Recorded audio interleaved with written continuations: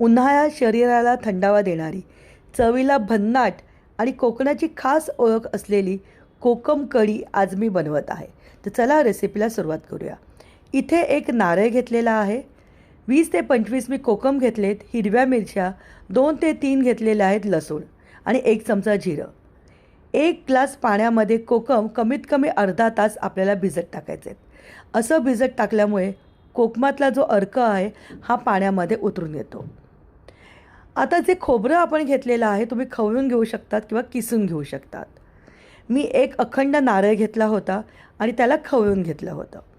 सुरुवातीला mixer जारमध्ये 1 glass पाणी टाकून आपल्याला ह्याचं दूध काढून घ्यायचं आहे. हे जे तयार होतं मिश्रण ह्याला नारळाचं दूध म्हणतात. हे घट्ट असतं. 1 ग्लास पाण्यामध्येच आपल्याला हे नारळाचं दूध काढून घ्यायचं आहे. आता हे दूध आपल्याला वस्त्रगाळ करून घ्यायचं आहे. जर गाळणीने आपण गाळून घेतलं तर ह्याचा जो सगळा चोथा आहे हा नारळाच्या कढीमध्ये उतरतो. त्यामुळे एका कॉटनच्या नॅपकिनमध्ये हे सगळं टाका आणि गाळून घ्या. असं वस्त्रगाळ केल्यामुळे नारळाचा चोथा हा सोलकढीमध्ये उतरत नाही. आता हा जो चोथा आहे त्याला मिक्सरमध्ये आपण परत एकदा फिरवणार आहोत. हे जे नारळाचं अर्क निघालेलं आहे याला नारळाचं दूध म्हणतात. हे घट्ट नारळाचं दूध आहे. अजून एकदा आपण नारळाचं दूध काढणार आहोत. आता हा चोथा परत मिक्सर जारमध्ये घेतले. इथे 2 हिरव्या मिरच्या घेतल्यात. सोलकढी ही खूप जास्त तिखट नसते. 2 ते 3 इथे लसूण घेतलेले आहेत. 1 चमचा जिरं घेतलेलं आहे.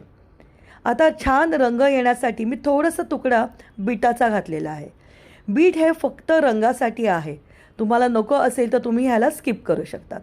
मिक्सर जारमध्ये परत एकदा फिरून घेतलेलं आहे आणि हे तयार झालेलं मिश्रण परत एकदा आपल्याला वस्त्रगाळ करायचं आहे.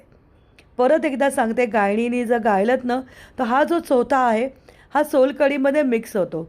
त्याच्यामुळे कॉटनच्या नॅपकिनमध्ये टाकून याला वस्त्रगाळ करून घ्या. आता यामध्ये चवीप्रमाणे मीठ टाकायचं आहे. चव आंबट गोड बॅलन्स होण्यासाठी मी अर्धा चमचा यामध्ये साखर टाकली होती. कोकम जे आपण भिजत टाकले होते ना ते सुद्धा हाताने थोडेसे आपल्याला चोळून घ्यायचे आहेत आणि गाळणीने गाळून घ्यायचे आहेत. आता यामध्ये पाण्याचं प्रमाण तुम्ही तुमच्या आवडीप्रमाणे कमी जास्त करू शकतात. सोलकढीचा पातळ आवडत असेल तर थोडंसं पाण्याचं प्रमाण जास्त वाढवा. मी या पूर्ण रेसिपीमध्ये 4 ग्लास इतकंच पाणी वापरलं होतं. यामध्ये थोडीशी मी साखर घातली होती जेणेकरून नारळ कोकम यांची चव छानपैकी बॅलन्स होईल. तुम्ही जर सोलकढी फ्रीजमध्ये ठेवणार असाल तर सर्व करताच्या वेळी थोडंसं हलवून त्याला सर्व करा, कारण वरती नारळाची घट्ट मलई तयार होते. अप्रतिम चवीची सोलकढी तयार झालेली आहे. वरतून कोथिंबीरने गार्निश